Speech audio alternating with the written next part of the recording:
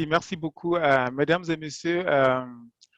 Merci de votre disponibilité cet après-midi pour vous connecter à ce webinaire à l'occasion de la Journée mondiale de l'eau, dont le thème valoriser la coopération, valoriser l'eau. Tout d'abord, je vais me présenter. Je m'appelle Abou Amani, je suis le directeur de la division sciences de l'eau et secrétaire du programme hydrologique intergouvernemental de l'UNESCO. Ce séminaire, ce webinaire est un webinaire extrêmement important pour nous qui contribue à pouvoir identifier quels sont les défis qui sont liés à l'eau, mais beaucoup plus à sensibiliser la communauté, le grand public vis-à-vis de la problématique liée à l'eau.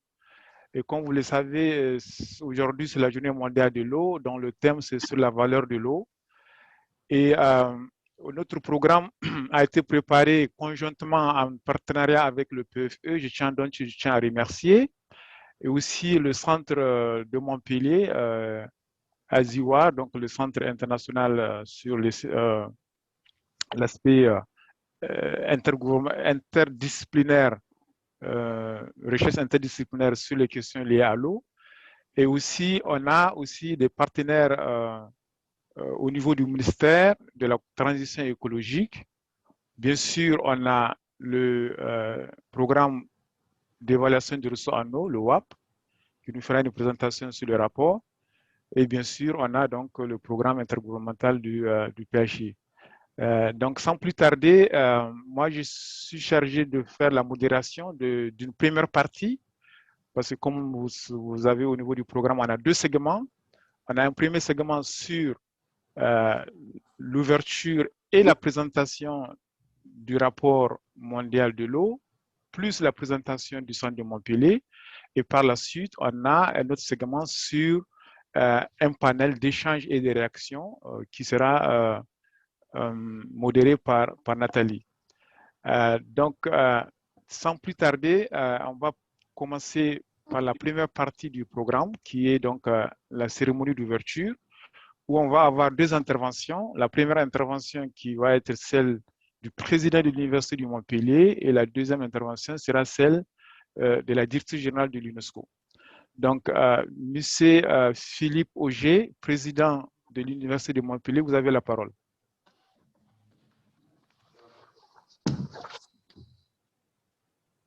Bien, bonjour à toutes et à tous.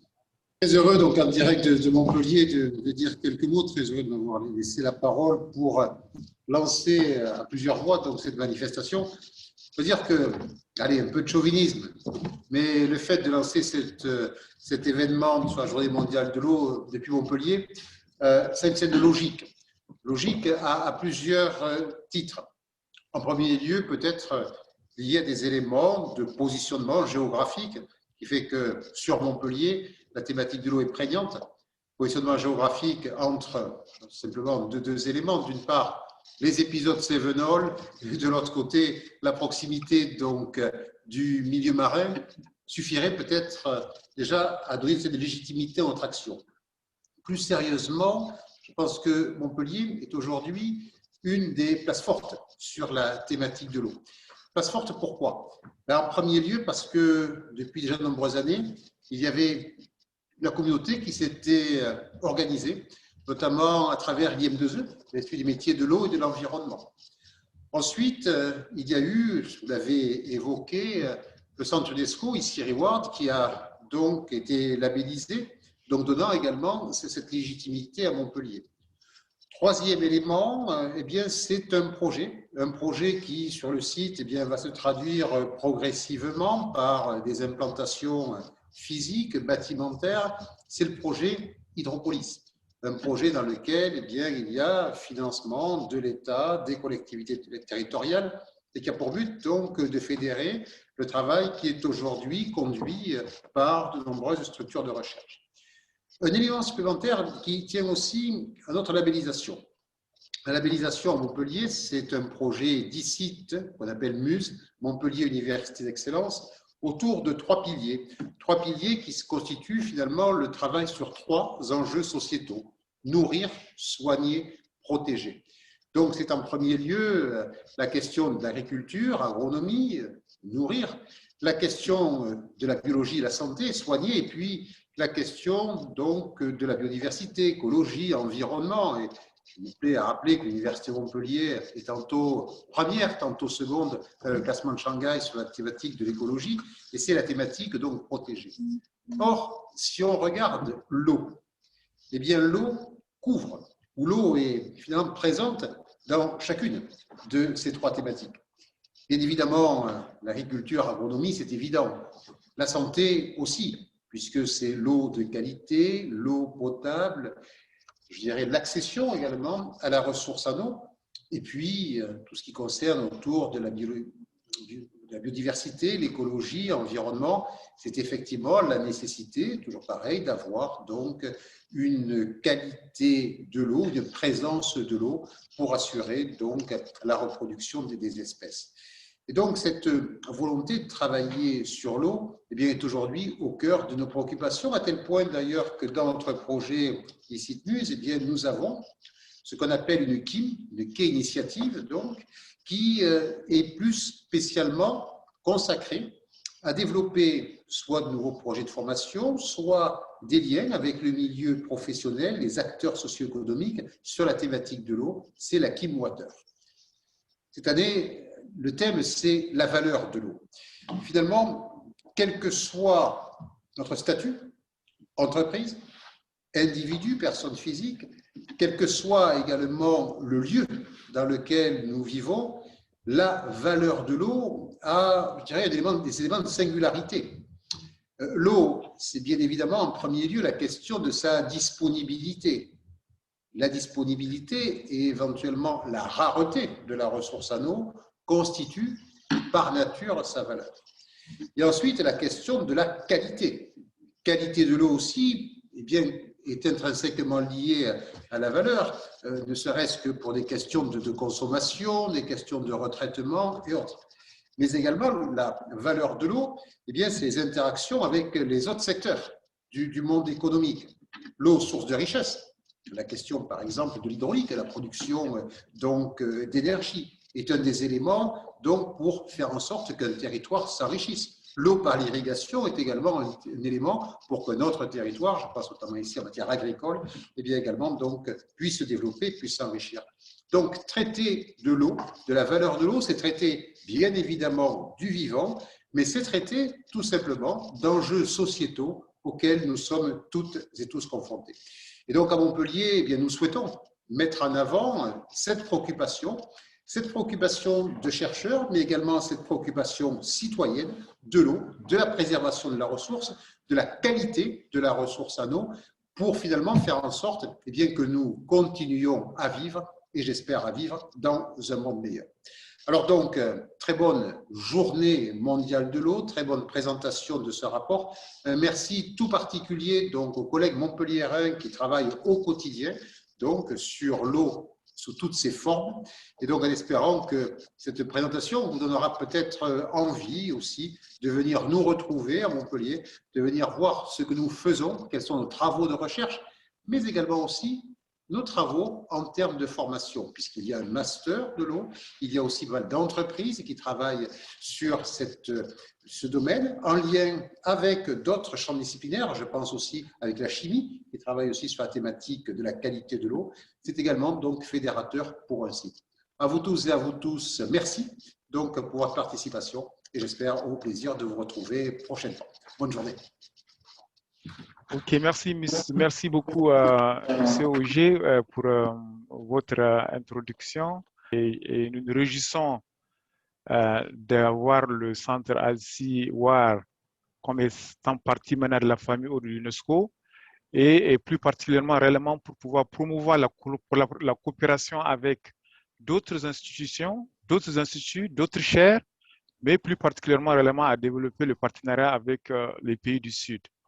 Plus particulièrement les pays de la zone francophone et les pays du Nord. Donc, sans plus tarder, on va écouter l'allocution de la directrice générale de l'UNESCO, Madame Audrey Azoulay. Excellencies, ladies and gentlemen, As we watch the Perseverance rover explore Mars, we are reminded that water is an essential, fundamental, necessary condition for all forms of life. And indeed, water is our most precious resource, a blue gold that we must protect for the good of humanity. A blue gold to which 2.2 billion people lack access worldwide. And the situation is likely to get worse as a result of climate change, the collapse of biodiversity, and rising demand. If we do nothing, by 2030, we will face a 40% shortfall in terms of the water we require to meet our needs. When water becomes scarce, the consequences are always serious, amplifying inequalities and affecting vulnerable populations in particular. In slums, for instance, water costs up to 20 times more than in areas where it can be accessed through public networks. Water is essential for health, for our survival, as the current pandemic has clearly shown. Yet, 45% of the global population and 40% of health institutions do not have access to essential sanitation facilities. Difficulties in accessing water can also be measured in terms of educational and economic losses. An estimated 443 million days of school are lost every year due to water-related illnesses. Once again, the consequences of insufficient access to drinking water weigh more heavily on girls and women because they are the ones who mostly bear the burden of fetching and managing water. The 200 million hours they spend on this course every day are lost opportunities to learn, to read, to work, or to stay informed. As this shows, all the traits of our societies, and especially their inequalities, are reflected and amplified by water, or the lack thereof. If water is the mirror of humanity, the only one of the four elements in which we can see ourselves, according to the French philosopher Gaston Bachelard, it is certainly a merciless one. It is this mirror that each year UNESCO and the UN Water Family hold up to the international community when they publish together the World Water Development Report. This year, the report, coordinated by the UNESCO World Water Assessment Program in Perugia in Italy, focuses on the value of water, reminding us that water cannot be reduced to its price or to its technical and economic attributes. Instead, we must consider the different dimensions of water, including its ecosystemic, social, cultural value, so underestimated and so poorly quantified. We must consider that water is a global common good that is necessary for nature, not a commodity. I would like to thank all of the report's contributors, as well as the government of Italy and the Regione Umbria for supporting its publication. I also wish to thank the entire UN Water family, and very particularly the United Nations Food and Agriculture Organization, which organized this launch on the occasion of World Water Day. This day also reminds us that there can be no sustainable water management without a close international cooperation. I thank you.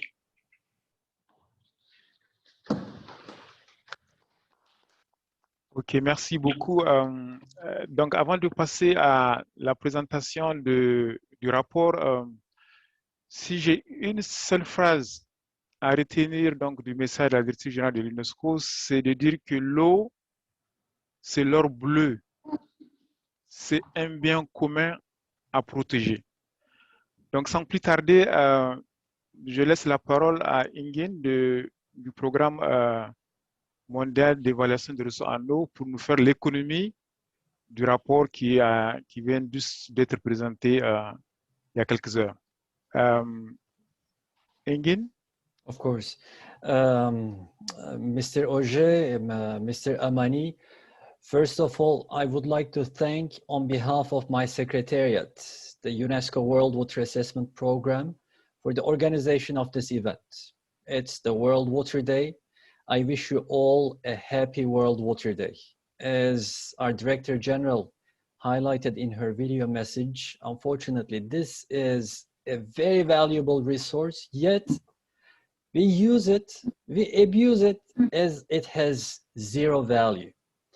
So if you allow me, I will make a brief presentation about the findings of the World Water Assessment, World Water Development Report 2021 edition.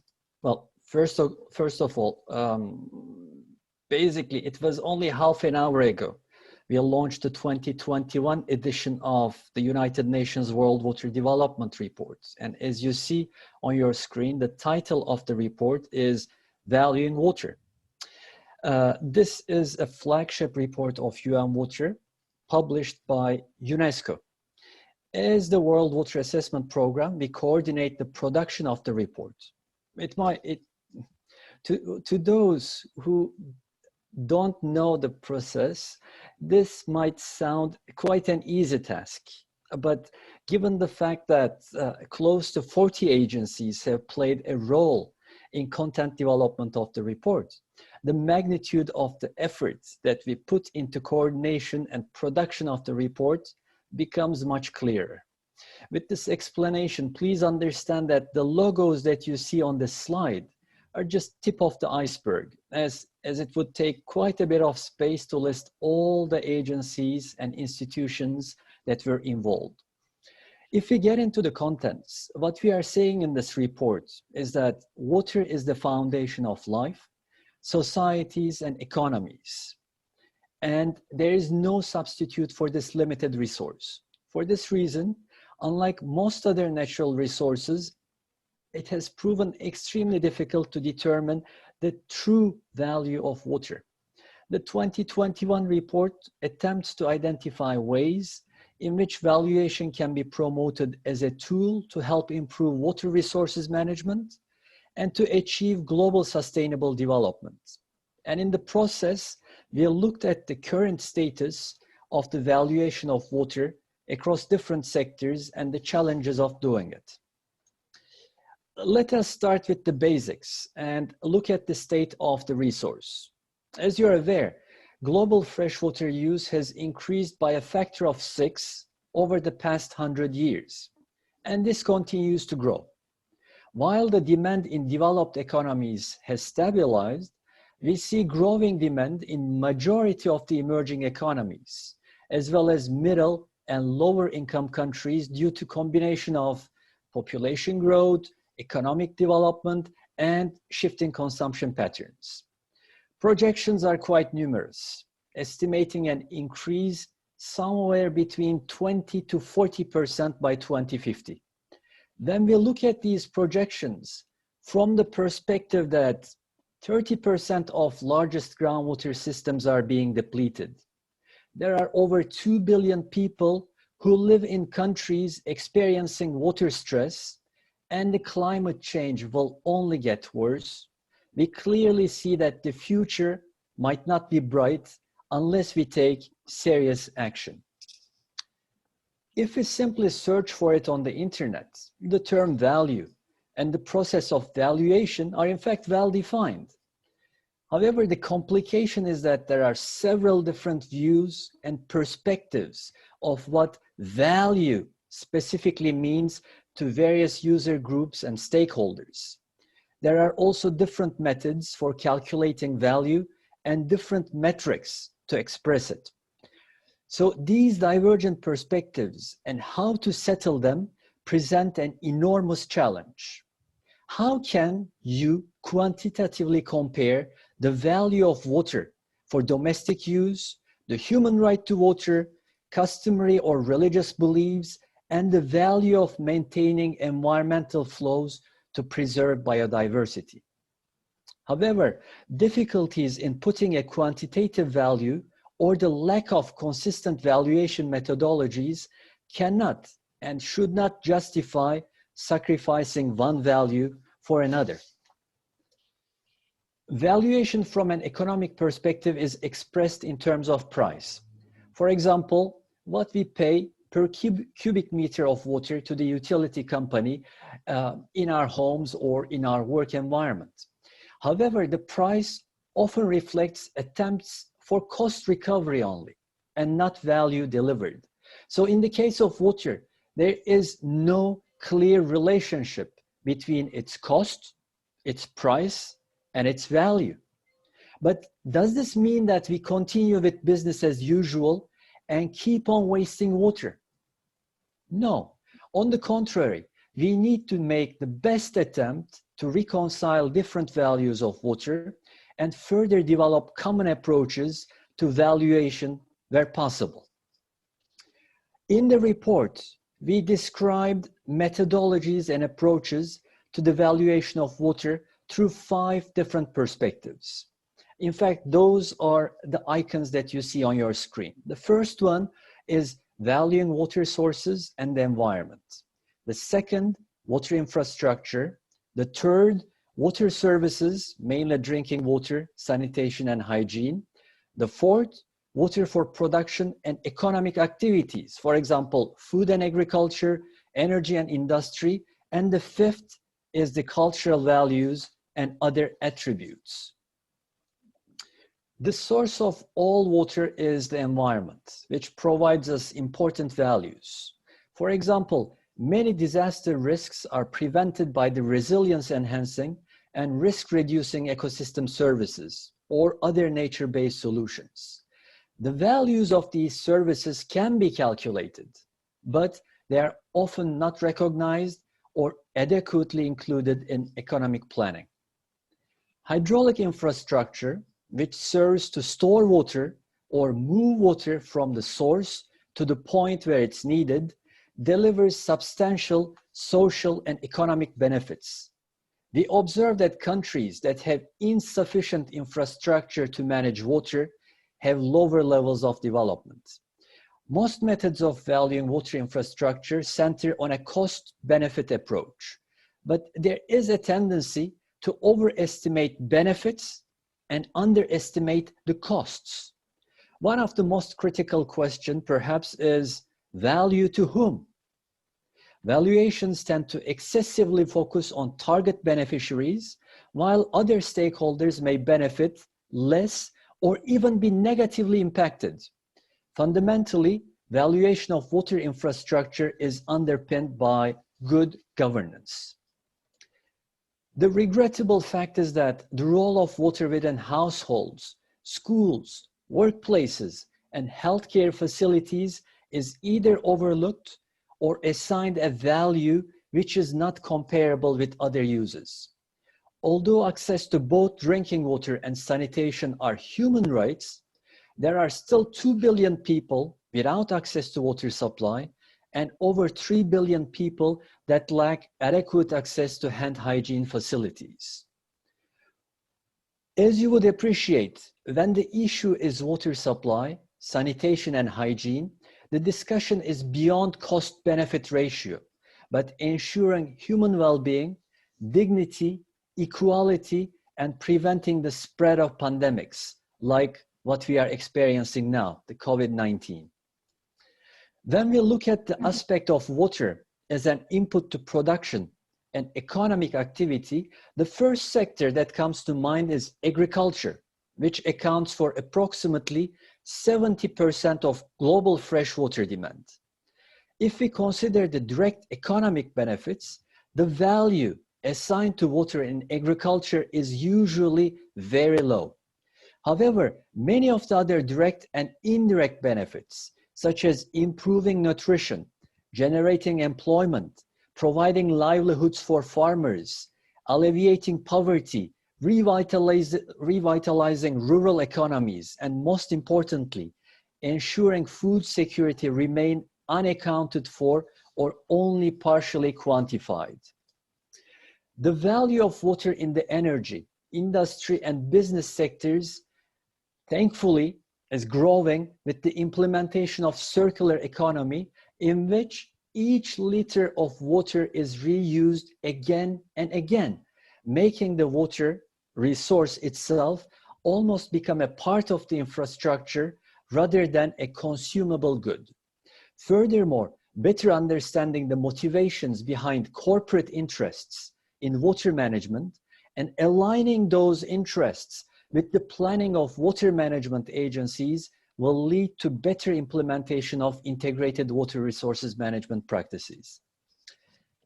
In every society, group, or individual exists in their own dynamic cultural setting which generates values of water. Water can appeal to people for spiritual reasons, for scenic beauty, for recreation, etc. Furthermore, there are other values of water, such as mental health, emotional balance, and happiness, which are important for human well-being. While these are clearly amongst the highest values of water, they are often excluded from value assessments due to the difficulty to quantify through economics. Through the few slides that I presented, I tried to illustrate different values of water, which are sometimes complementary and sometimes contradictory, although all of them being very important. For this reason, these values need to be reconciled and the trade-offs between them need to be resolved and incorporated into planning and decision-making processes. This is by no means an easy task. We cannot simplify the huge task which is ahead of us. However, a few steps forward could be the first, active participation of a more diverse set of actors in water resources related decision making. Second, innovative approaches to financing and understanding that price is merely one tool for aligning water's use with its values, and addressing knowledge, research, and capacity needs. In fact, water data are central to understand the availability and value of the resource. The report concludes that it's extremely difficult to determine true value of water. Consequently, the overall importance of this vital resource is not appropriately reflected in political attention and financial investments in many parts of the world. What we are seeing today, inequalities in access to water resources and water-related services, inefficient and unsustainable use, and degradation of water supplies themselves are the direct consequences of overwhelmingly undervaluation of water. This has a huge negative impact on the fulfillment of nearly all the SDGs, as well as basic human rights. Therefore, the report recommends transitioning to a system of water governance that first recognizes multiple values, and second, prioritizing improved approaches to compare, contrast, and merge different values. This would allow fair and equitable allocation of water for different needs. I thank you very much for your attention. Merci beaucoup, Engin, pour l'économie de ce rapport. Je sais que le temps ne te le permet pas d'aller en détail, mais merci beaucoup pour ce résumé qui montre vraiment la complexité même de la question, même si nous savons que l'eau a des valeurs diverses, fonction des besoins des gens, des individus, et aussi toute la question de la quantification. Généralement, quand on dit valeur, on a tendance à monnayer, valeur monétaire, mais ce n'est pas ça la question. Merci beaucoup pour ça, et j'encourage vraiment les gens à accéder au rapport. Le rapport est disponible online. Je pense que les gens peuvent commencer à le downloader dès maintenant. Donc, on va passer à l'autre présentation sur le centre de Montpellier. Et je demanderai M. Serva. Eric, tu as la parole. Merci à vous. Merci. Je voudrais commencer par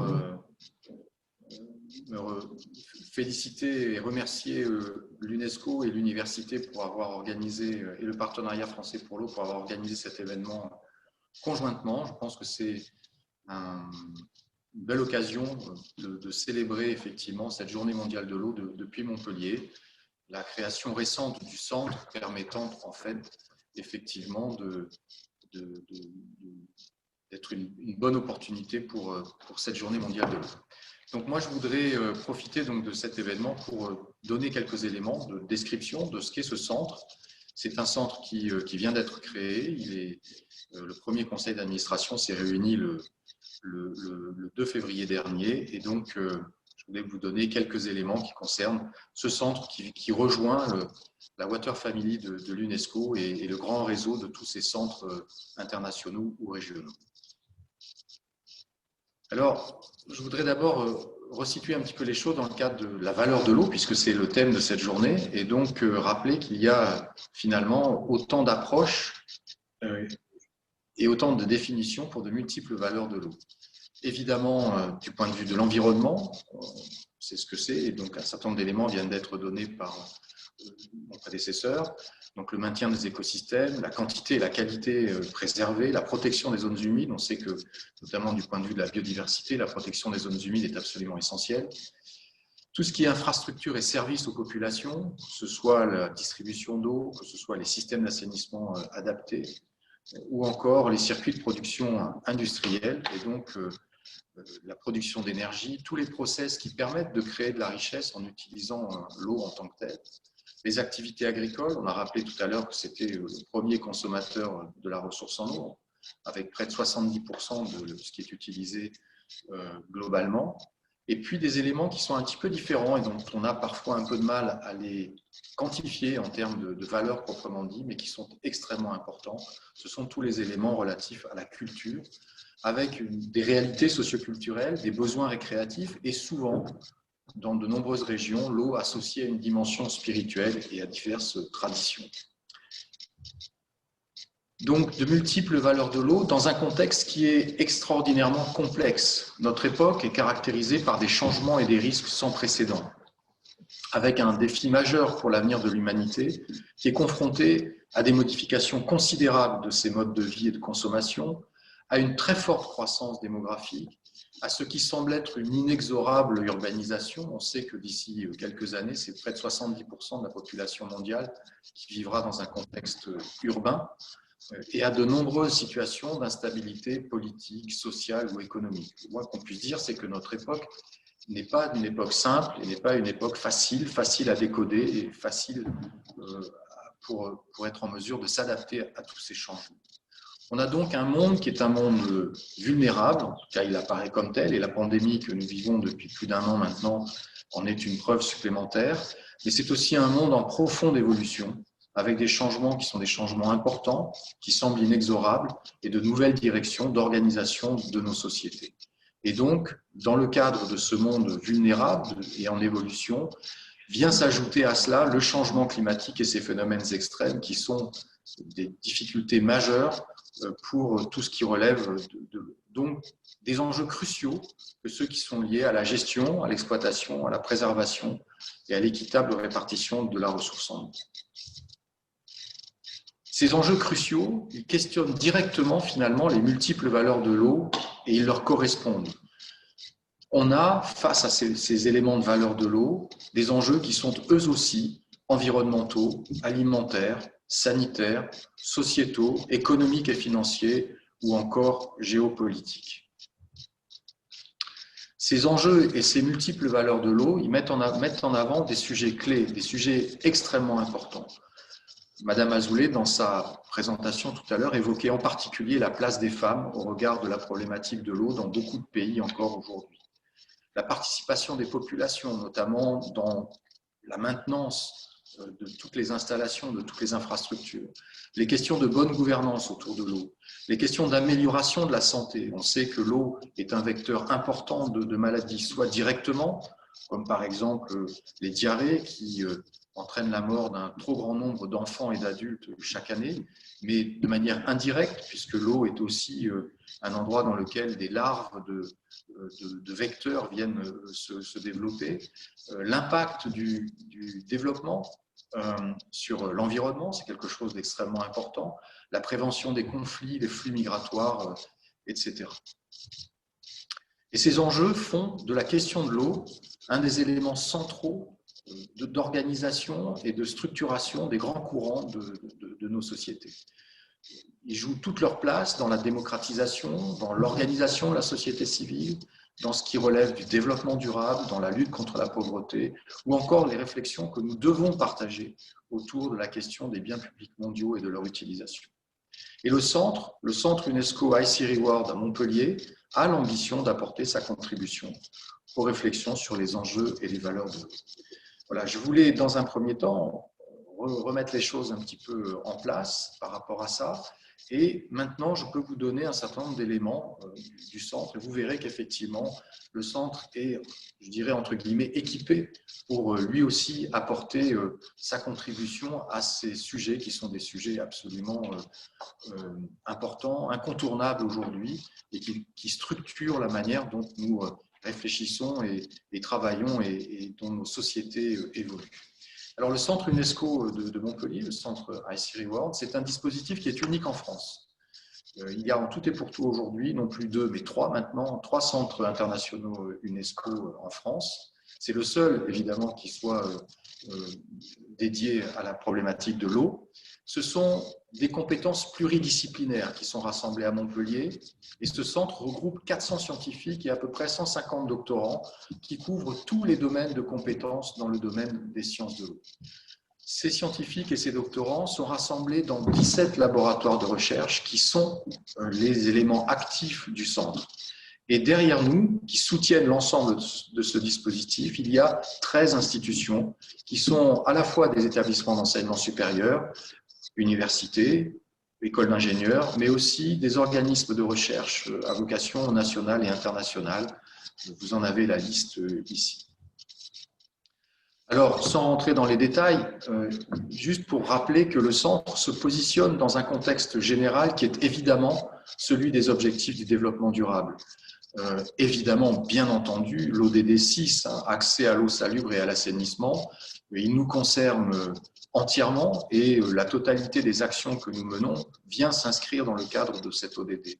Mais, j'ai listé quelques-uns ici des autres ODD, les activités du centre et des équipes qui le composent, des laboratoires qui le composent, viennent recouper les objectifs de certains des autres objectifs du développement durable et évidemment d'autres qui ne sont pas listés ici pourraient également trouver leur place.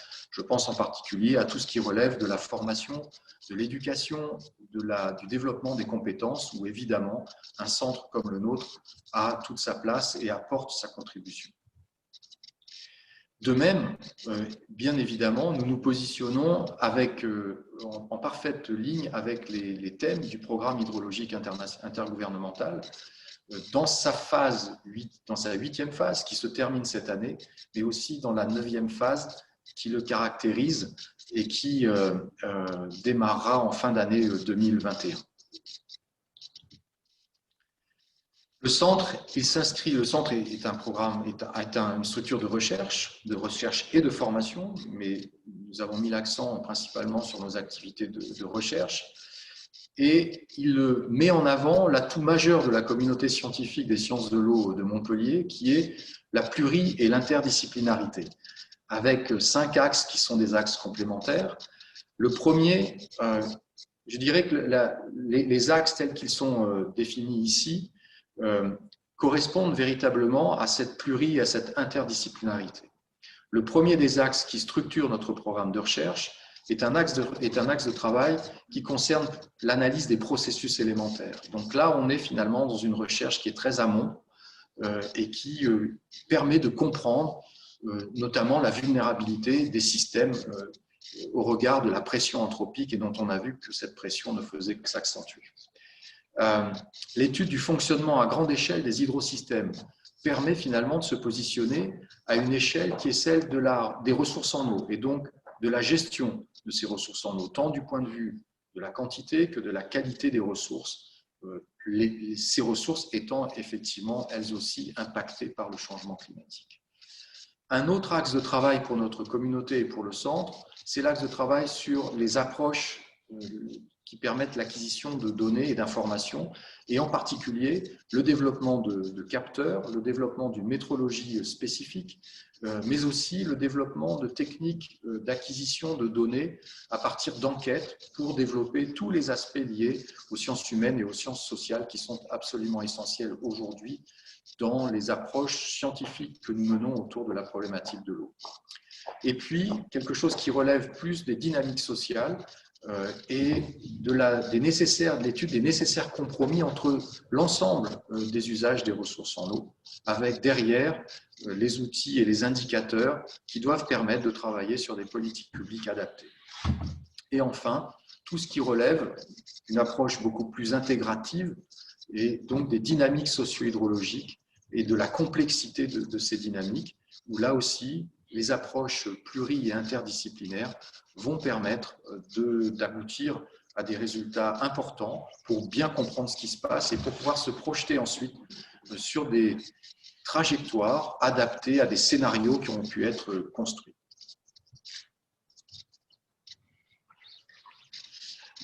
Le centre, c'est non seulement un programme de formation, mais aussi un programme de recherche, mais aussi un programme de formation.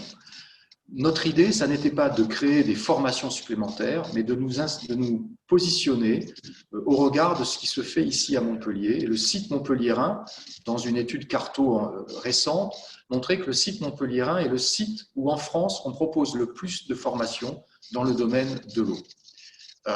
Donc l'idée, c'est de promouvoir ces formations, que ce soit des formations de master, que ce soit des parcours au sein d'écoles d'ingénieurs, que ce soit des masters spécialisés. Notre idée, c'est de les promouvoir et de faire en sorte qu'à travers ce centre UNESCO, elles développent leur attractivité à l'international. Et puis, nous nous positionnons aussi dans une perspective qui est de monter des diplômes qui soient des diplômes spécifiques parce que ce sont des diplômes d'établissement. Ces diplômes d'établissement sont portés par l'Université de Montpellier. Il y en a deux qui me viennent à l'esprit. Le premier, c'est le diplôme d'établissement développement durable et responsabilité sociétale, qui est porté par l'Université de Montpellier. Et il y en a un second qui existe depuis une semaine, qui est un diplôme qui est consacré finalement au sujet de l'eau dans les métropoles du Sud et en particulier dans les mégapoles du Sud. Celui-ci, il est très intéressant parce que s'il est porté par l'Université de Montpellier, il s'est construit en pleine collaboration, en plein partenariat avec 3 établissements de Côte d'Ivoire, l'Institut national polytechnique Houphouët-Boigny à Yamoussoukro, l'Université Nangui-Abrogwa à Abidjan et l'Université de Mans. Il s'est construit avec le soutien de l'IRD.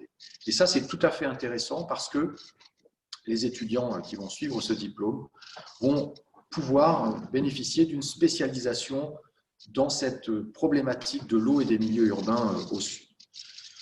J'insisterai pas sur les autres points, juste un élément qui me semble important, c'est que le centre se positionne d'ores et déjà dans des interactions avec d'autres chaires UNESCO, et en particulier avec la chaire UNESCO qui est à Abidjan et qui est intitulée « Eau, femmes et pouvoir de décision », qui existe depuis 15 ans aujourd'hui.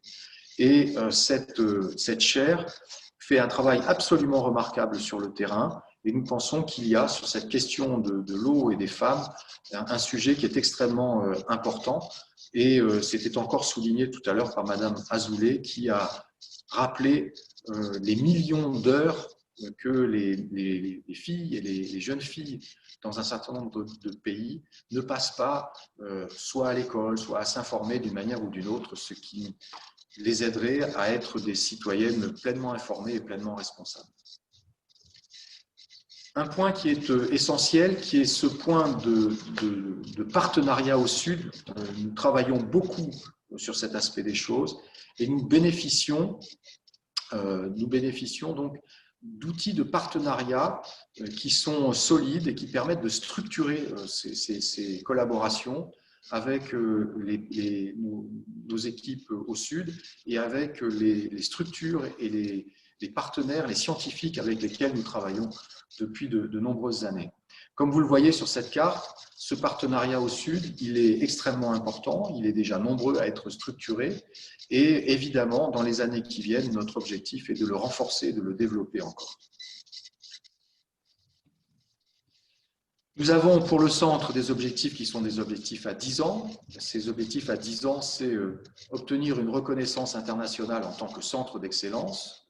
Je sais qu'un certain nombre des organismes qui nous soutiennent souhaitent qu'on aille plus vite et on fera tout ce qui est en notre pouvoir et dans notre capacité pour aller effectivement plus vite. Mais en tout cas, à 10 ans, je suis certain de ce que Montpellier aura trouvé sa place et sa place pleine et entière dans le réseau des centres d'excellence au niveau international.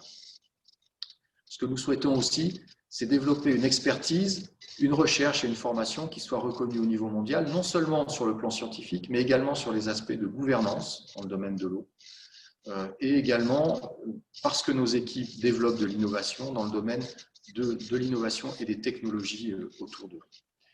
Et enfin, parce que c'est vraiment important de ce point de vue-là, et on l'a vu tout à l'heure, dans le cadre de l'ensemble des pressions qui sont subies aujourd'hui et dans le changement climatique qui affecte l'ensemble de la planète, les régions les plus vulnérables sont souvent des régions au sud.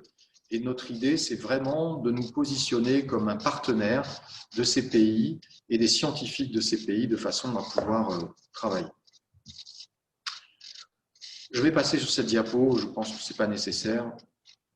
Je veux simplement dire un point et je voudrais en profiter pour remercier la division des sciences de l'eau, le programme hydrologique intergouvernemental de la confiance qu'ils nous font en nous ayant confié le secrétariat exécutif de l'un des grands programmes emblématiques du programme hydrologique intergouvernemental qui est le programme FRIND. Le programme FRIND, c'est un programme qui rassemble près de 120 pays qui sont répartis en groupes régionaux sur l'ensemble de la planète. Il y a une vraie histoire entre les hydrologues montpelliérains, la division des sciences de l'eau et le programme FRIND. Et finalement, pour nous, c'est un grand honneur aujourd'hui que d'être amené à assurer ce secrétariat exécutif comme nous le sommes depuis maintenant quelques semaines. Et nous avons devant nous un certain nombre de projets et nous allons pouvoir travailler en lien avec la division des sciences de l'eau, le conseil du PHI et évidemment l'ensemble des pays et des groupes régionaux dans le cadre de ce secrétariat exécutif. Et enfin, je voudrais profiter de ce que la parole me soit donnée de cette tribune pour rappeler que l'année prochaine à Montpellier, en partenariat avec l'Université de Montpellier et le CNRS, mais également avec l'Association internationale des sciences hydrologiques, nous accueillerons ici l'Assemblée scientifique de l'AISH. Cette assemblée scientifique, c'est la première fois en un siècle d'existence de l'Association internationale des sciences hydrologiques qu'elle sera organisée en France. Et donc, outre évidemment toutes les manifestations scientifiques qui se dérouleront à ce moment-là, et nous comptons avoir un programme très riche, et pas seulement organisé en session ouverte exclusivement aux scientifiques, mais faire un vrai événement autour de l'eau. Nous en profiterons en même temps pour célébrer le 100e anniversaire de cette association qui est la plus importante société savante dans le domaine de l'hydrologie et qui donc nous fait l'honneur de venir célébrer son centenaire ici à Montpellier. Voilà, je vous remercie. Merci beaucoup Eric pour la présentation du centre qui montre réellement que le centre, c'est un centre extrêmement important et merci d'avoir accepté d'être le secrétariat de l'un des grands programmes du PHI FRIND. Et je tiens aussi à insister sur le fait que nous attendons beaucoup du centre de Montpellier, de la mise en œuvre du PHI 9. Parce que le PHI 9, on aura une approche complètement innovante de mise en œuvre de ce programme-là, parce que nous attendons beaucoup des membres de la famille. Les membres de la famille seront responsables de la mise en œuvre de la plupart des outputs et effets qui ont été identifiés au niveau donc, de la stratégie 9. Donc, nous comptons beaucoup sur votre contribution. Et donc, sans plus tarder, comme nous sommes en retard et que je vois qu'au niveau déjà du chat, il y a pas mal de questions, on va passer directement à la partie table ronde, échange et réaction sur le rapport valeur de l'eau par les différents intervenants et le public. Et je vais laisser directement la parole à Nathalie. Nathalie, tu prends le relais. À Oui, toi. merci à vous. Bonjour à tout le monde. Donc oui, j'ai le plaisir donc d'animer cette table ronde sur donc les échanges et les réactions par rapport à ce rapport. Donc sans revenir sur le sujet de cette journée mondiale de l'eau, où il a été mis en évidence la complexité de cette valeur ou de ces valeurs de l'eau liées à de nombreux enjeux, donc une complexité pour actuellement, mais aussi pour les années à venir, et donc pour aussi à bien atteindre les objectifs du développement durable à l'horizon 2030. Donc, on va échanger avec plusieurs personnes et tout d'abord, en premier temps, donc un échange sur international.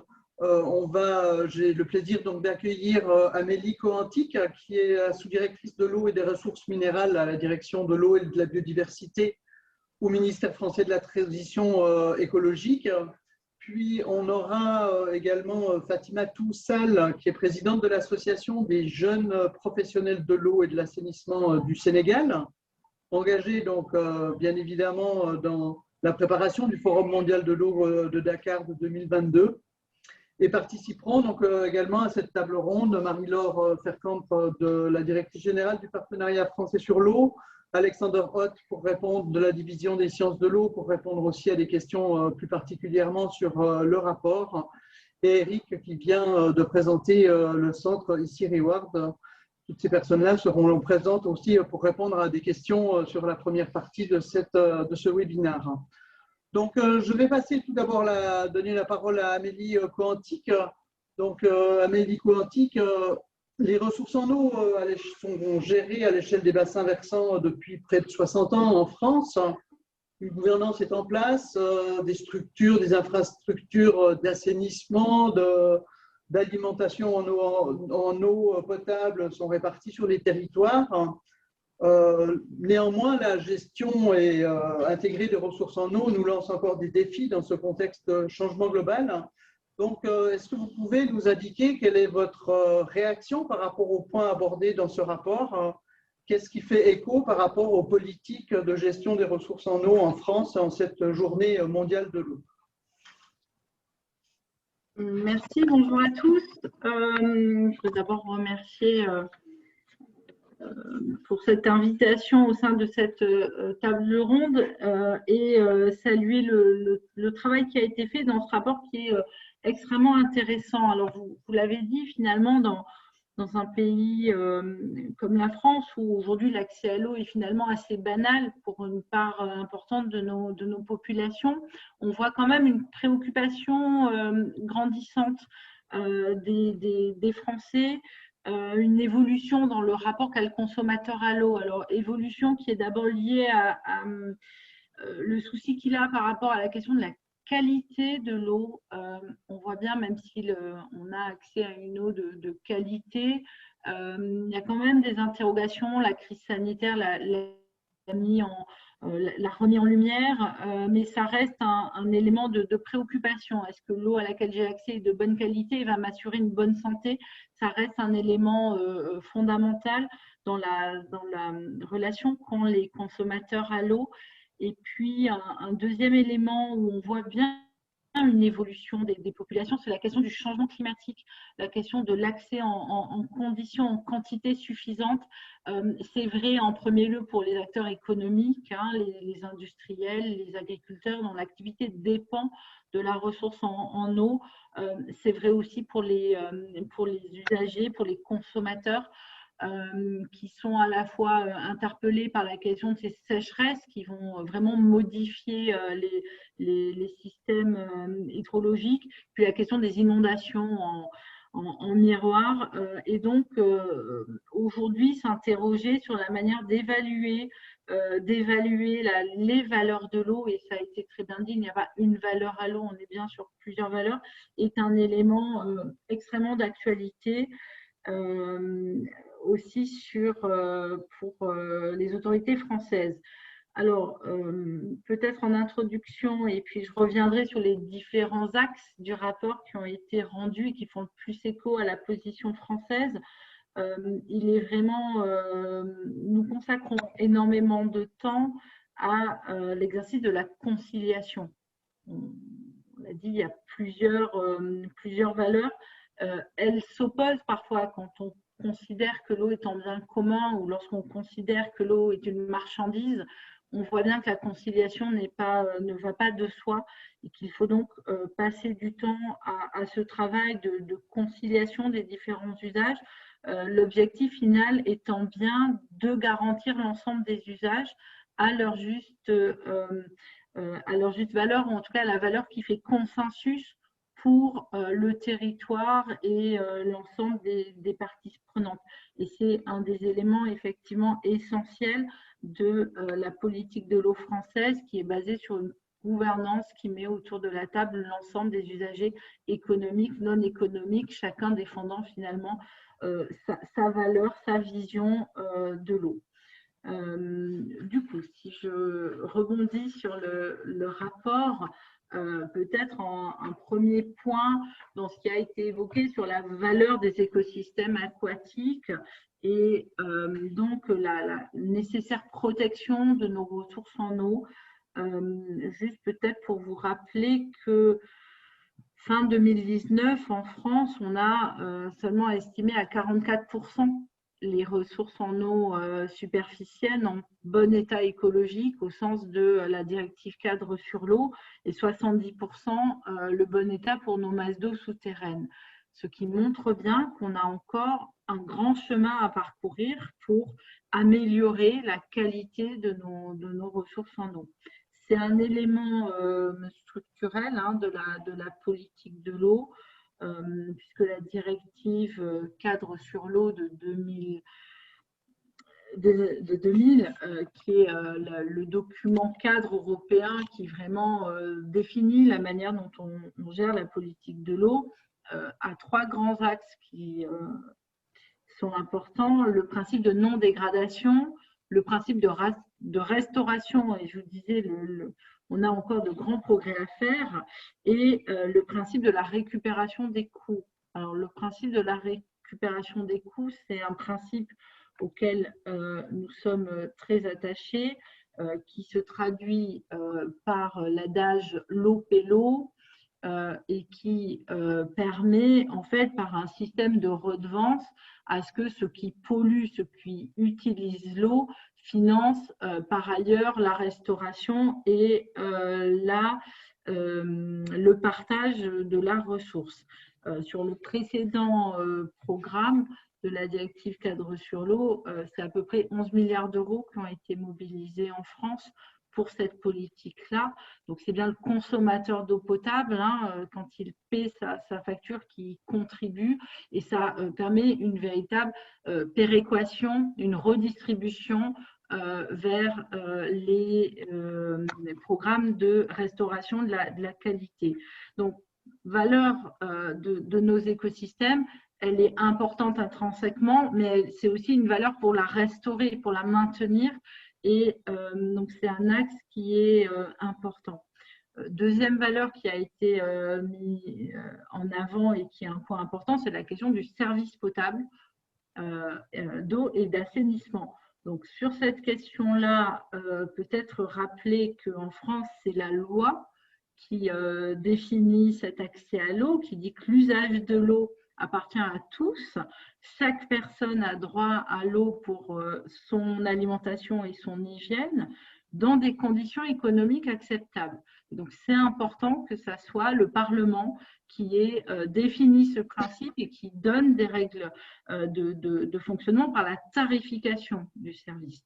Et donc, cette tarification qui est mise en œuvre par les services publics d'eau et d'assainissement, elle a évolué au cours des dernières années, notamment sur cette question de l'accès à l'eau pour tous et les populations les plus socialement précaires, avec dès 2013 une expérimentation qui a été initiée avec une cinquantaine de collectivités territoriales pour mettre en œuvre ce qu'on appelle une tarification sociale, c'est-à-dire avant, hier, chaque usager payait le même prix pour le mètre cube d'eau, mais demain, comment prenons-nous en compte les disparités sociales dans les populations.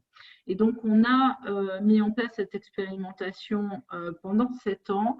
Elle a été concluante. Elle a vraiment montré que chaque collectivité pouvait, donc chaque service public d'eau, pouvait définir une valeur de l'accès à l'eau un petit peu différente, avec des mesures qui n'étaient pas les mêmes en fonction de la densité de population, en fonction de la disponibilité de la ressource en eau, de son prix, de l'organisation des acteurs sociaux sur le territoire.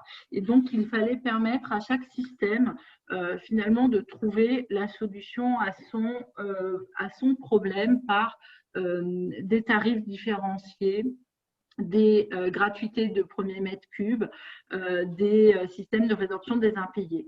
Et donc, le gouvernement a souhaité généraliser ce dispositif en décembre 2019. Donc, je vous le cite parce que c'est finalement quelque chose d'extrêmement récent dans la manière d'envisager la tarification de l'eau et l'accès à l'eau sur, finalement, notre pays. Donc, ça me semble intéressant de voir que ce rapport à l'eau est aussi en train d'évoluer et continue à évoluer, même dans après une histoire importante. Donc, voilà ce que je pouvais vous dire sur l'accès à la tarification sociale de l'eau, et juste vous préciser qu'on est bien sur une entrée différenciée. Chaque territoire, mettant les usagers au cœur du système, définissent finalement l'outil qui leur est le plus adapté. C'est aussi un point important pour bien prendre en compte la valeur que l'on donne au service public.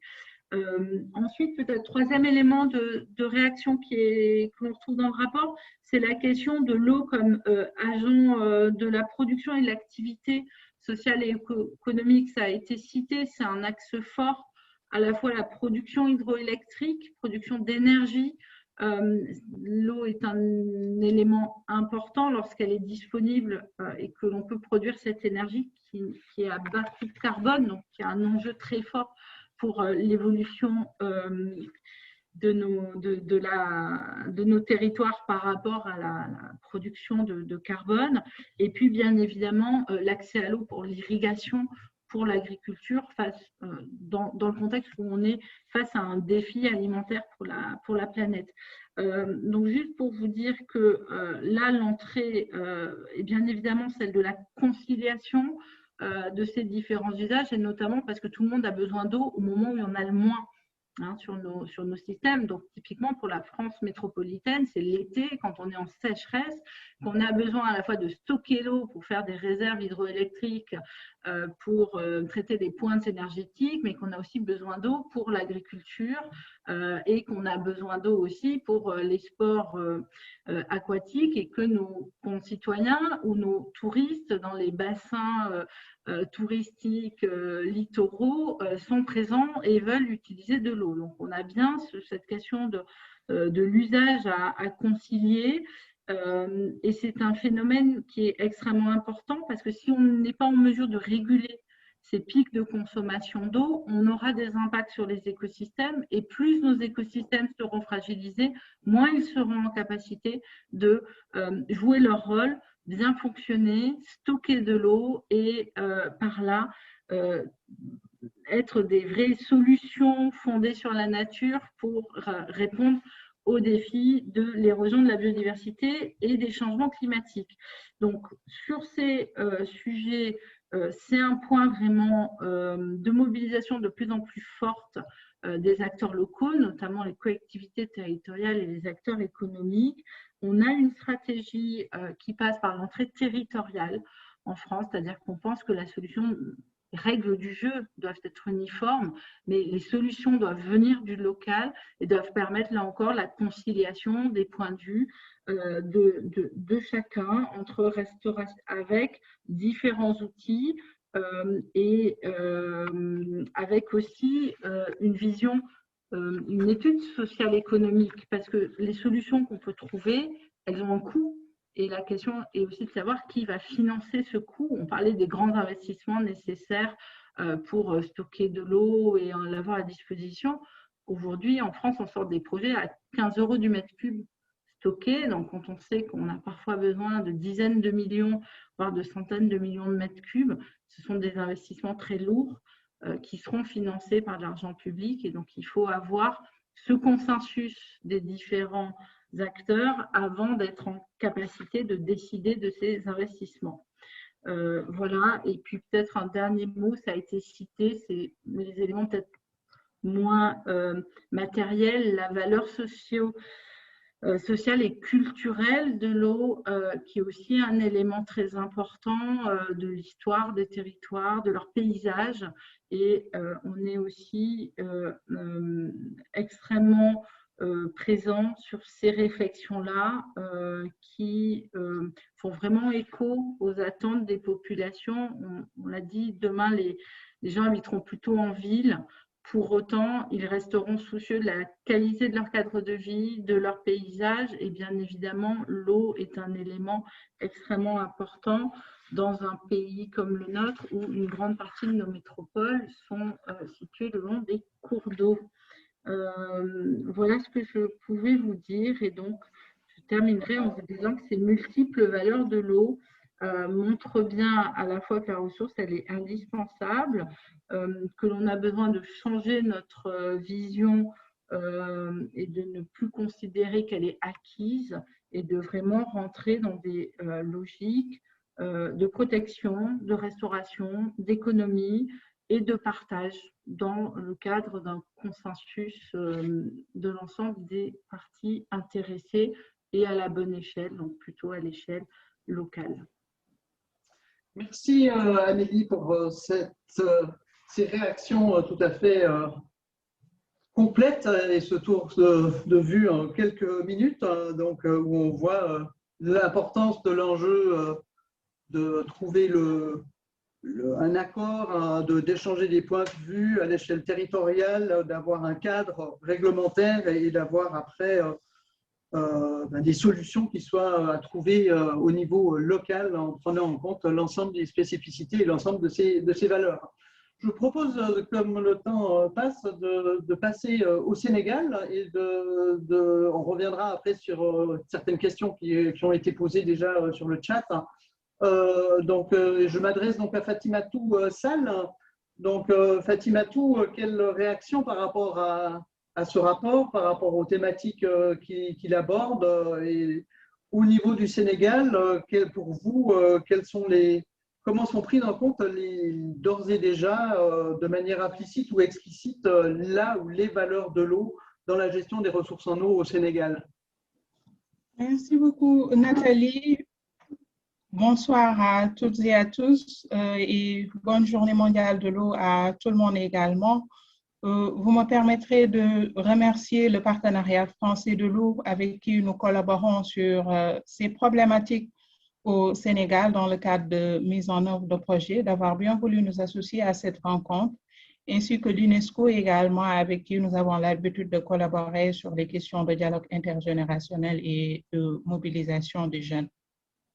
Alors, pour en venir au thème, nous ne pouvons que s'en réjouir du thème de ce rapport sur la valorisation de l'eau pour nous qui vient à son heure, parce que ça nous permet de réinterroger l'eau sous de nouveaux paradigmes par rapport à ses multiples usages, par rapport à ses multiples formes, mais également tenant compte des différents risques auxquels nous faisons face, les changements climatiques, notamment les crises sanitaires, etc., mais également tenant compte des différents usages actuels, mais futurs potentiels.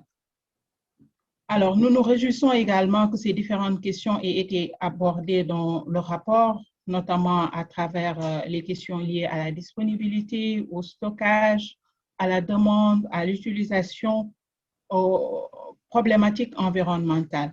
Et vous me permettrez dans un premier temps de m'arrêter sur cette question environnementale qui pour nous est essentielle face au contexte multirisque que j'ai évoqué tantôt et qui est également une problématique au Sénégal avec la question des changements climatiques, la question du croît démographique, la question de l'urbanisation progressive du pays.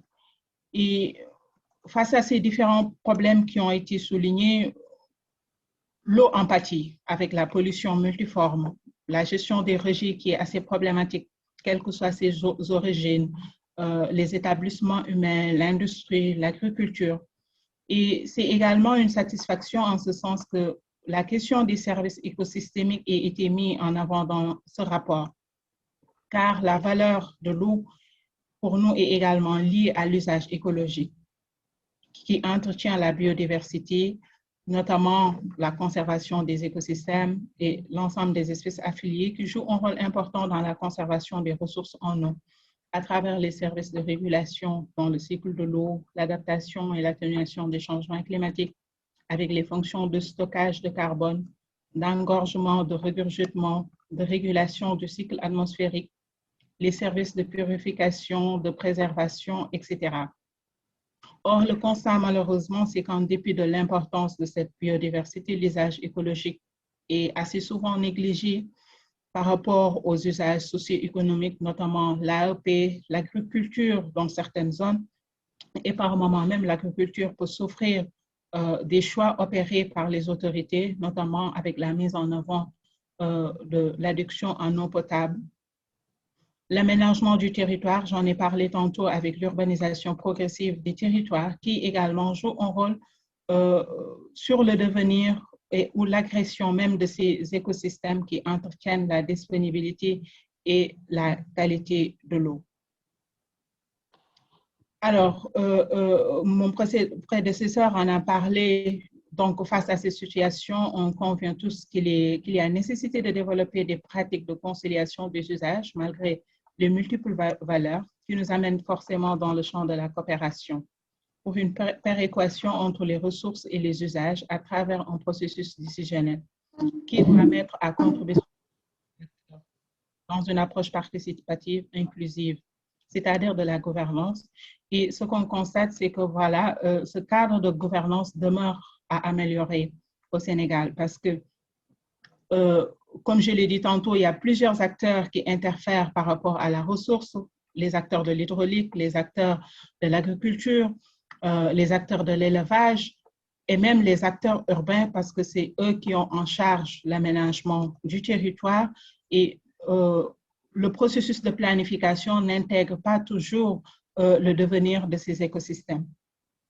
Et tenant compte de l'ensemble de ces éléments, nous croyons qu'il y a nécessité de promouvoir une gestion patrimoniale. C'est vrai qu'avec l'UNESCO, parler de patrimoine, on n'a pas trop besoin d'aller dans le détail, mais pourquoi ceci nous paraît important par rapport à la gestion de ces ressources, par rapport au développement des multiples valeurs ou bien la conception des multiples valeurs, parce que ce qu'on constate par rapport à la campagne sur la valeur de l'eau ou bien l'eau perçue par les acteurs, c'est que l'eau est un élément d'identité et d'autonomie auquel les communautés, selon leur culture, selon leur activité socio-économique, selon leur niveau de développement, accordent une valeur et développent des visées.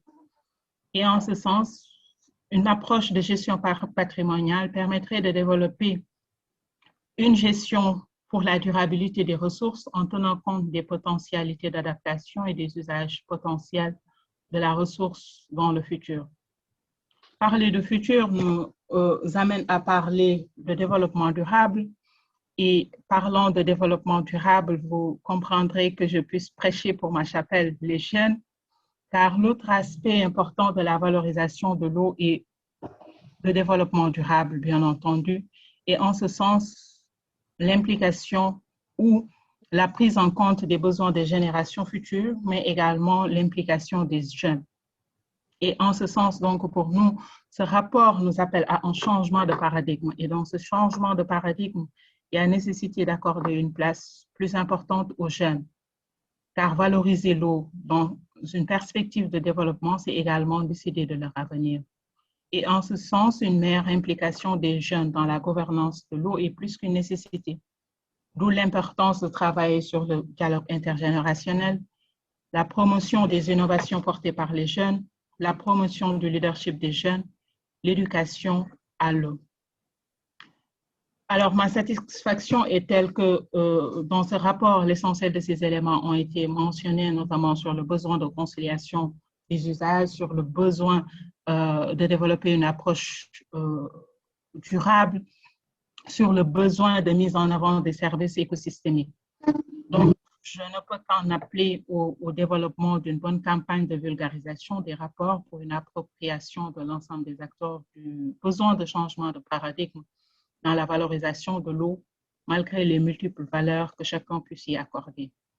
Et en ce sens également, lancer un appel par rapport au 9e Forum mondial de l'eau qui se tiendra à Dakar l'année prochaine. Aujourd'hui, on est à jour J-365 du 9e Forum mondial de l'eau et qui va se dérouler sur le thème de la sécurité de l'eau pour la paix et le développement, avec 4 priorités thématiques que sont la sécurité de l'eau et de l'assainissement, la coopération, l'eau pour le développement rural, les outils et moyens à travers lesquels les acteurs interrogent les questions de gouvernance, la question du financement, les questions d'innovation, qui pour nous aujourd'hui constituent des outils ou des moyens pour cette conciliation des usages dont on a parlé, mais qui également permettraient de prendre en compte l'ensemble des valeurs pour assurer une sécurité de l'eau et de l'assainissement.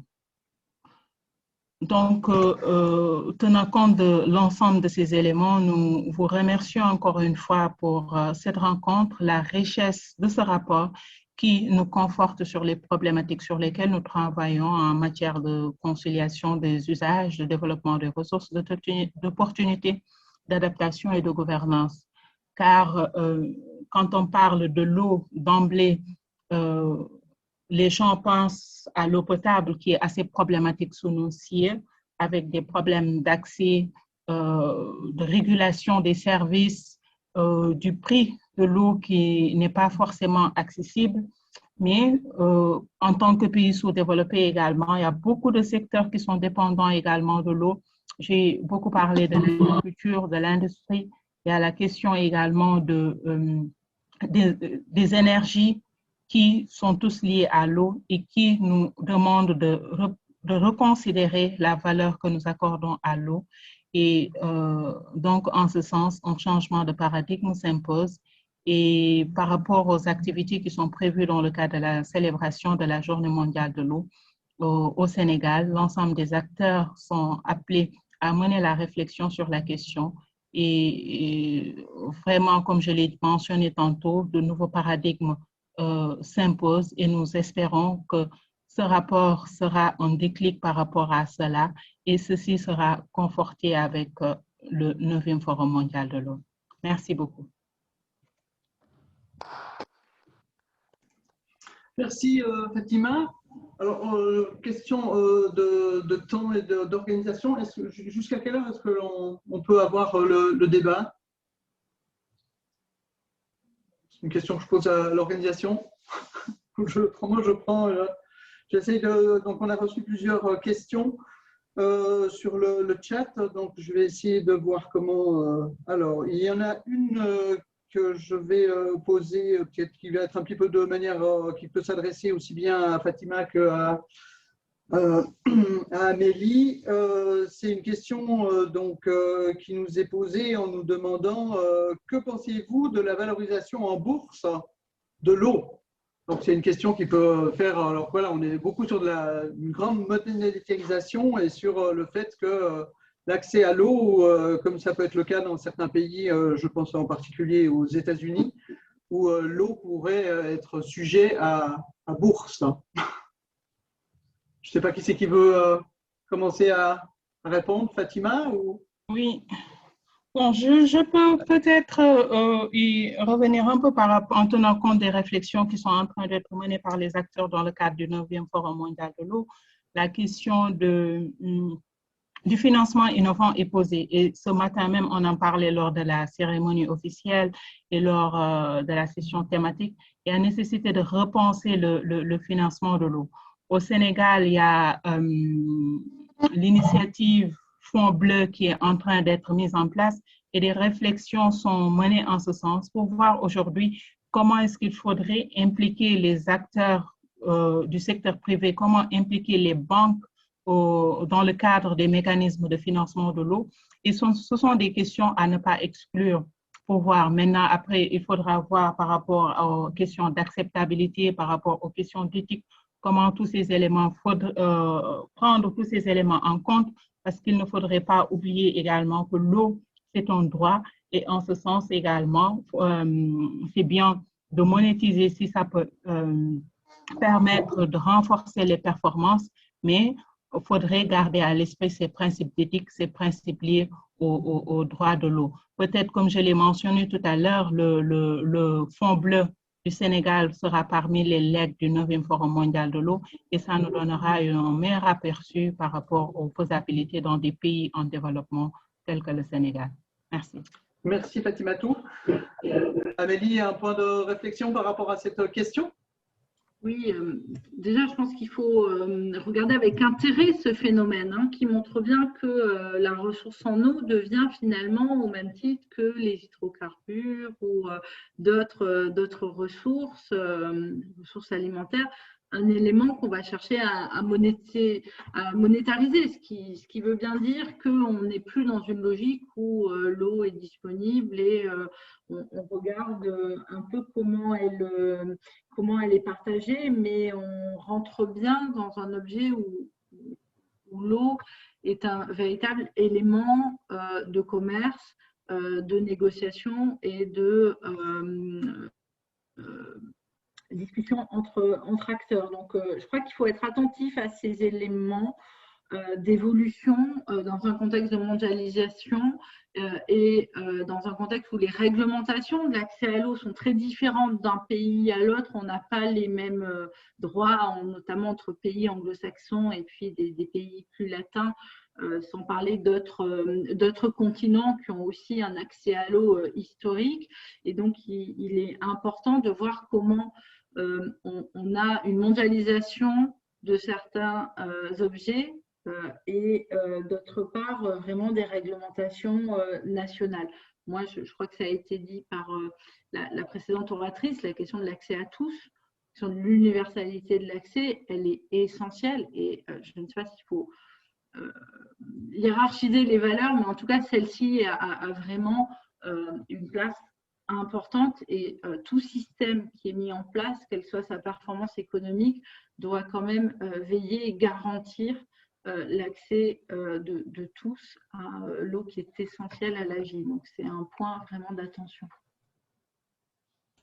Merci. Une autre question qui est plus, alors, oui, on peut retourner en Afrique avec justement la valeur de l'eau par rapport à l'agriculture, mais on sait que l'eau est nécessaire aussi pour l'agriculture dans le pays européen par ailleurs, avec peut-être davantage d'irrigation qui va se mettre en place dans un contexte de changement climatique. Donc la question, c'est comment est-ce qu'on peut arriver à maîtriser et à maintenir l'eau pour assurer un développement économique et satisfaire les besoins en alimentation. Et donc, comment est-ce que l'on peut, quelles sont les pistes en fait d'amélioration pour faire face à ces questions de production de l'eau en liaison avec le monde rural? Fatimatou.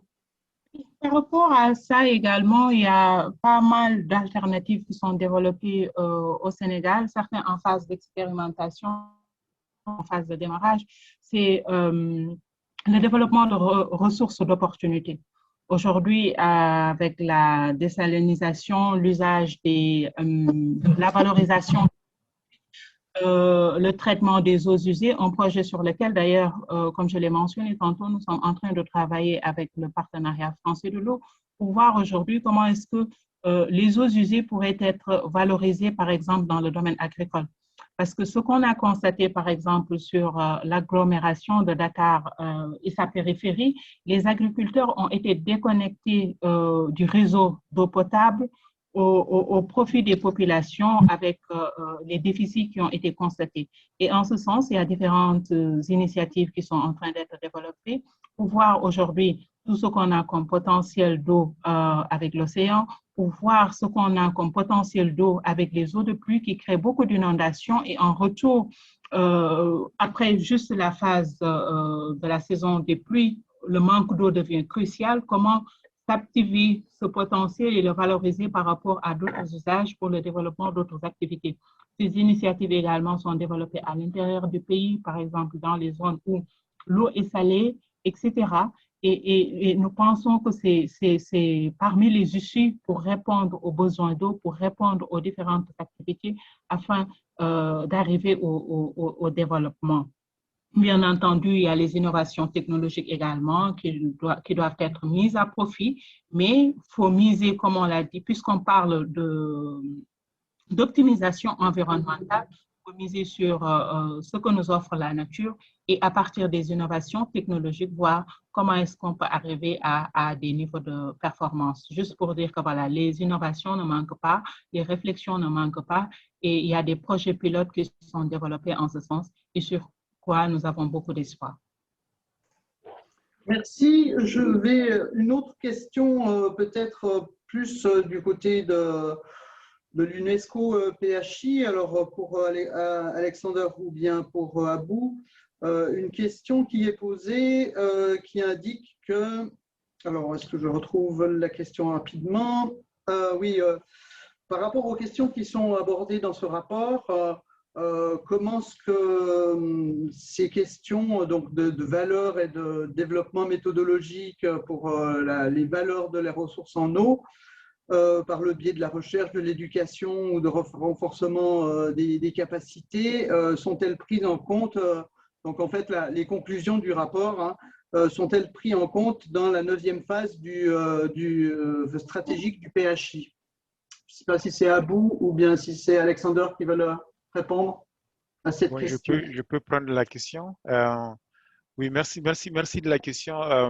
C'est vrai que nous sommes, comme j'avais dit, dans le processus de finalisation de la phase 9 du PHI. Les États membres ont déjà identifié des axes prioritaires d'intervention. Je pense que le point qui vient d'être soulevé peut être considéré au niveau de la mise en œuvre. Parce qu'après la stratégie, on va préparer un plan de mise en œuvre de la stratégie. Et effectivement, compte tenu du travail qu'on fait en synergie avec le programme mondial d'évaluation de l'eau, qui est aussi un programme de l'UNESCO, nous travaillons en synergie. Des aspects qui ont été identifiés sont directement, la plupart d'entre eux seront directement considérés au niveau donc de la mise en œuvre du PHI 9. Surtout quand vous prenez l'axe sur l'éducation, où on cherche réellement à changer la mentalité, notre rapport vis-à-vis de l'eau. Je pense que tous les éléments qui ont été identifiés au niveau de ce rapport-là serviront d'éléments pour pouvoir vraiment les diffuser et les utiliser pour mieux sensibiliser les populations à changer leur mentalité et leur rapport par rapport à l'eau. Donc ça, c'est un exemple tout simple que je donne où on peut facilement considérer les résultats de ce rapport-là. D'autres aspects aussi, c'est par rapport aussi à tous les aspects liés à la recherche. Par exemple, là, on a parlé d'une autre alternative d'eau, les eaux non conventionnelles, le dessalement, la collecte des eaux de ruissellement. Donc ça, c'est aussi ces nouvelles approches aussi sont considérées au niveau du PHI 9. Donc oui, effectivement, compte tenu de notre façon de travailler avec le WAP, pratiquement tout ce qui s'est fait en matière de connaissances, comme vous le savez, WAP produit le rapport avec des recommandations, policy recommendations. Nous, on essaie toujours de voir dans quelle mesure on peut les utiliser pour les valoriser au sein de la famille de l'UNESCO. Merci à vous. Une question peut-être du côté justement de la communauté scientifique pour Eric.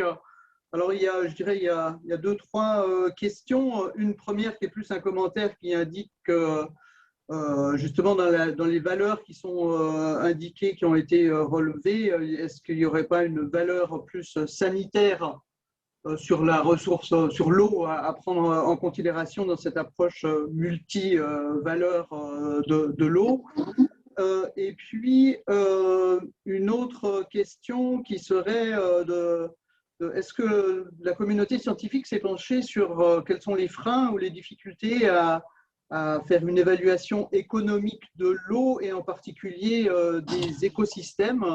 Est-ce qu'il y a des tabous? Est-ce que c'est culturel ou quelles sont les actions de recherche qui vont dans le sens à intégrer justement des valeurs socio-économiques et pour aider à la prise de gestion de la ressource en eau? Merci Nathalie. La première partie de ta question donc, sur les aspects plutôt sanitaires, santé publique, il y a effectivement de nombreuses équipes aujourd'hui qui se penchent sur cet aspect des choses.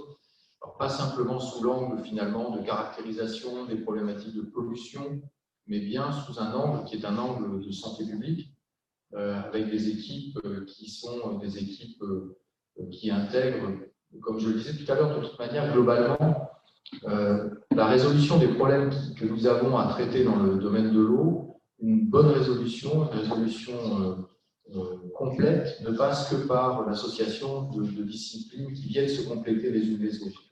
Donc aujourd'hui, il peut y avoir, c'est le cas dans un certain nombre de laboratoires, ici à Montpellier, mais ailleurs aussi en France et dans d'autres centres européens ou internationaux, des équipes qui se complètent. Et ce qui est vrai, c'est que ces problématiques de santé, on les a vues émerger de manière très importante ces dernières années. On était initialement beaucoup plus centré sur des caractérisations qui étaient plutôt quantitatives ou qualitatives. Et en fait, aujourd'hui, on a débordé ça, on est allé plus loin, et les problématiques de santé publique, donc avec l'impact que peuvent avoir notamment des problématiques de pollution ou autres, ces problématiques de santé publique sont partie prenante des équipes dans les grands centres de recherche.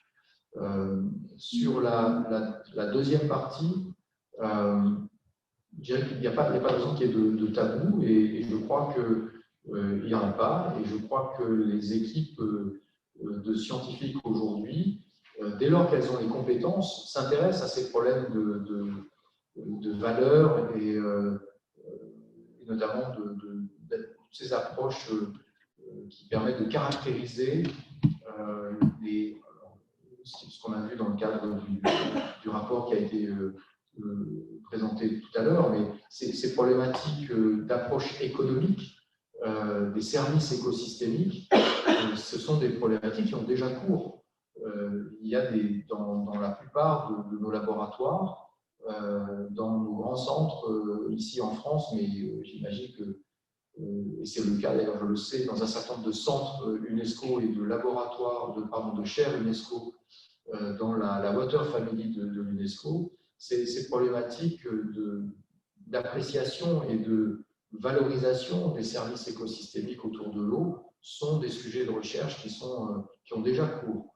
Donc, et ce que j'évoquais tout à l'heure, la nécessité d'aborder les sujets sous l'angle de la pluri- et de l'interdisciplinarité va précisément dans ce sens-là. C'est-à-dire qu'aujourd'hui, les services écosystémiques ne seront par exemple plus uniquement abordés sous l'angle de la préservation de la biodiversité, mais aussi sous un angle qui est un angle avec une approche économique, sociale, qui permet finalement d'avoir une vision, je ne vais pas dire exhaustive parce qu'il faut rester humble quand on est un scientifique, mais en tout cas une vision beaucoup plus large des choses et avec le sentiment de pouvoir apporter des contributions plus importantes et plus précises à ces grands problèmes qui se posent et qui sont d'actualité aujourd'hui. Merci Eric. Il y a encore une question qui nous vient de Henk van Schaik de ICOMOS, qui s'adresse plutôt donc, sur le rapport même justement. Donc je pense que c'est une question pour Alexander sur comment est-ce que la valeur culturelle de l'eau est traitée dans le rapport. Est-ce que, Alexander, tu peux apporter des éléments complémentaires par rapport à ce qui a été présenté en début de webinaire? Je peux élaborer encore un peu sur la question, mais je ne vais pas prendre trop de temps. Je pense déjà, je remercie Henk pour la question. Et la question est abordée dans un chapitre entier du rapport sur la dimension culturelle, les valeurs culturelles de l'eau, en quelque sorte, qui sont multiples, qui sont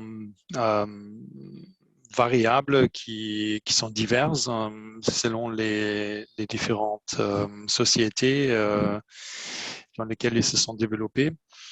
Une chose qui ressort très fort dans le rapport, aussi bien dans le chapitre même, mais aussi dans la relation, dans la juxtaposition avec les autres chapitres, c'est que la manière dont l'utilisation de l'eau et aussi le soin appliqué à maintenir j'hésite à dire les ressources. Tout cela est finalement un fait culturel. C'est une priorisation qui se fait à partir des valeurs qui sont propres à chaque société. Qui ne sont pas forcément non plus sans leurs contradictions, et voire au contraire. Évidemment, à l'intérieur d'une même culture, peuvent se mélanger plusieurs perspectives, plusieurs valeurs. Et je pense qu'il est important d'en tenir compte quand nous regardons maintenant de quelle manière nous pouvons améliorer l'accès à l'eau, de quelle manière nous priorisons dans nos sociétés l'utilisation de l'eau en tant que ressource, ce qui n'est déjà pas, disons, une vision partagée par tout le monde. Et le chapitre n'indique pas nécessairement une seule voie à suivre, bien sûr, parce qu'il n'y en a pas. Mais il y a fort à parier que nous gagnerons à sensibiliser davantage notre regard par rapport à des valeurs que nous percevons peut-être pas au premier coup d'œil. Je donne juste un exemple que nous avons vu ce matin dans un autre webinaire organisé où le lien entre notre perception de l'eau a été, enfin, notre lien émotionnel en quelque sorte a été aiguisé à travers les arts, à travers une présentation de l'eau qui était assez inédite, une combinaison de musique et d'images qui a laissé place à l'imaginaire, qui a été cité aussi par notre directrice générale à travers Gaston Bachelard. L'eau est le seul élément, seul des 4 éléments dans lesquels nous pouvons nous voir. Et voilà, ça résume assez bien, je pense, la complexité et la simplicité à la fois de cette question. Merci Alexander. Je crois qu'on arrive au terme de ce webinaire qui a été riche en partage. Ce que l'on peut en retenir, c'est, je dirais, conclure en quelques mots, c'est pas une valeur, mais c'est des valeurs de l'eau. On a vu la complexité et la nécessité d'avoir plusieurs approches. Il n'y aura pas forcément il n'y a pas une approche unique et universelle, puisqu'en fait, on doit prendre en considération évidemment la diversité, la richesse culturelle et spirituelle ou l'héritage culturel également.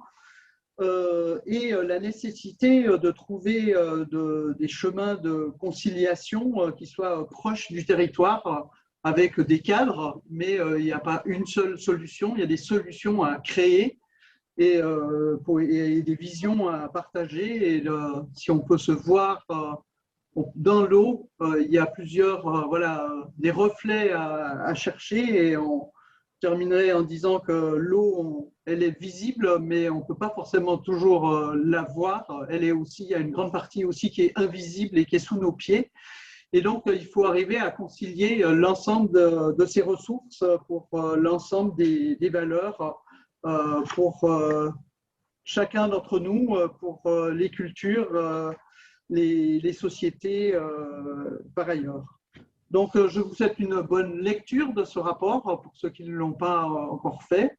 Il y a évidemment des possibilités de revenir en contact avec les organisateurs si vous avez plus de questions à poser à certains intervenants. J'ai vu que sur le chat, mais je pense que voilà, les questions également ont été prises, de quelques questions qu'on n'a pas pu prendre relatifs à des contacts particuliers avec des chercheurs d'université au Bénin, par exemple, qui souhaitaient avoir plus d'informations sur des collaborations nord-sud avec Montpellier.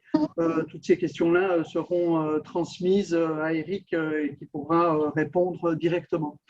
Merci à vous toutes et tous pour le temps passé pour cet échange à l'occasion de cette journée mondiale de l'eau et encore une belle journée ou une bonne soirée ou une belle journée pour vous tous. Merci pour ce partage.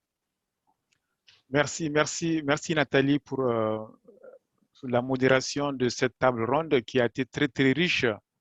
C'est vrai qu'on a des contraintes de temps, mais je suis vraiment très très content des échanges fructueux qui ont eu lieu et j'aimerais vraiment vous remercier les organisateurs, comme je dis, PFE avec l'Université de Montpellier, les partenaires du ministère de la Transition écologique, et bien sûr WAP à travers IN qui nous a fait cette présentation sur le rapport.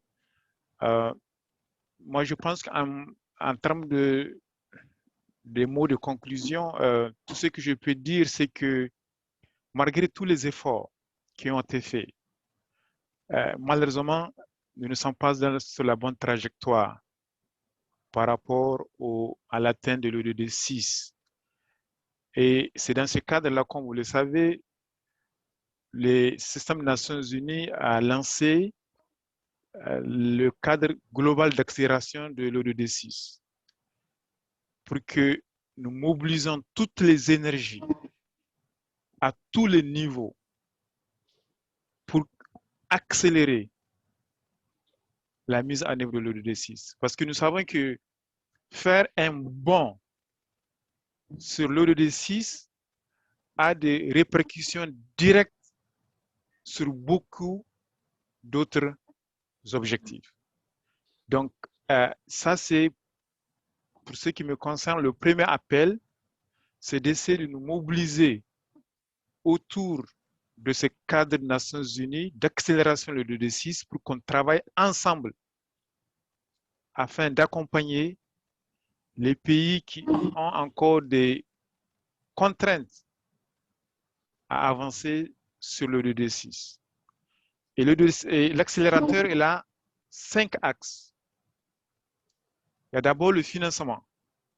On a besoin de financements énormes, quantifiés en centaines de milliards par an, chaque année, afin de pouvoir avancer d'ici la fin de l'agenda 2030 par rapport à la question de l'eau. Le deuxième axe, c'est la question des données et informations. On ne peut pas résoudre la question de l'eau tant qu'on n'a pas de connaissances qui peuvent éclairer les décisions. Parce qu'on a vu que tout est interrelié. Même au niveau des valeurs, on a des valeurs multiples, tout est interrelié. Donc, il nous faut bien comprendre ces interactions pour qu'on puisse mettre à la disposition des décideurs des outils appropriés de prise de décision. Le troisième axe, c'est la question de gouvernance. On a parlé de gouvernance dans nos discussions. Gouvernance à tous les niveaux, à toutes les échelles. Les acteurs ensemble doivent se réunir pour décider eux-mêmes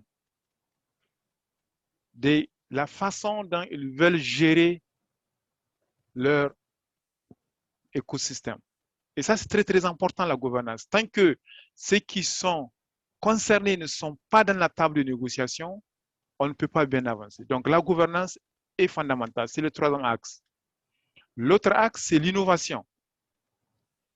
Il faut innover. Et l'innovation, c'est dans plusieurs aspects. Ça peut être l'innovation au niveau du financement. On a tout à l'heure discuté des innovations en termes de financement. mais ça peut être même en termes d'approche de l'innovation, en termes de technologie. Donc ça, c'est le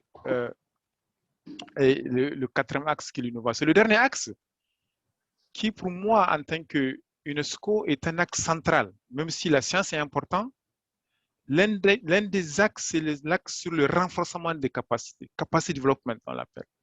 Parce qu'on a encore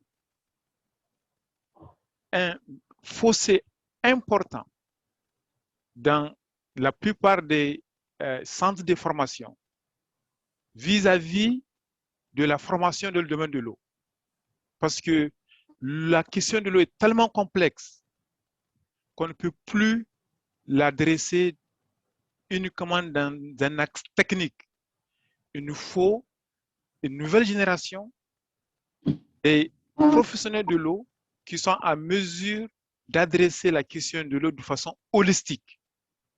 Et on a besoin d'accompagner, de travailler avec les différentes universités, les différents centres pour avoir des curricula qui sont adaptés à la problématique des ODD parce que l'eau connecte tout. Donc ça, ce sont les éléments que j'aimerais vraiment insister là-dessus. Et je tiens réellement à remercier les uns et les autres de la contribution. Nous sommes à la disposition des États membres et je me réjouis du fait que le centre de Montpellier, qui est maintenant un centre qui fait partie de la famille de l'UNESCO, se positionne pour pouvoir faire avancer ces questions d'abord scientifiques, mais aussi la formation, qui est un aspect extrêmement important afin qu'on résolve ces problèmes-là. Donc, sur ce, encore une fois, merci beaucoup de la disponibilité et je pense que la prochaine visée, je vais finir là-dessus, c'est Dakar. Le Forum mondial de l'eau de Dakar est un forum mondial extrêmement important. C'est un forum mondial de solutions et nous devrons avancer cette question de l'eau en arrivant à Dakar avec des idées précises et des solutions. Je conclurai en disant, la question de l'eau, elle est prise au sérieux au plus haut niveau du Centre des Nations Unies. Comme vous le savez, il y a la décade de l'eau, 2018-2028. Il y aura une évaluation à mi-parcours de la décade de l'eau.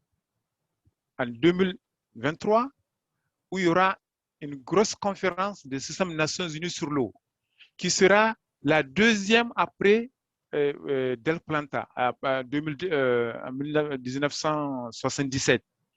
Donc, l'eau est centrale au développement durable et nous tous, nous devons nous mobiliser pour qu'on puisse avancer dans la bonne direction. Donc, je vous remercie et passez une très bonne soirée. Merci beaucoup.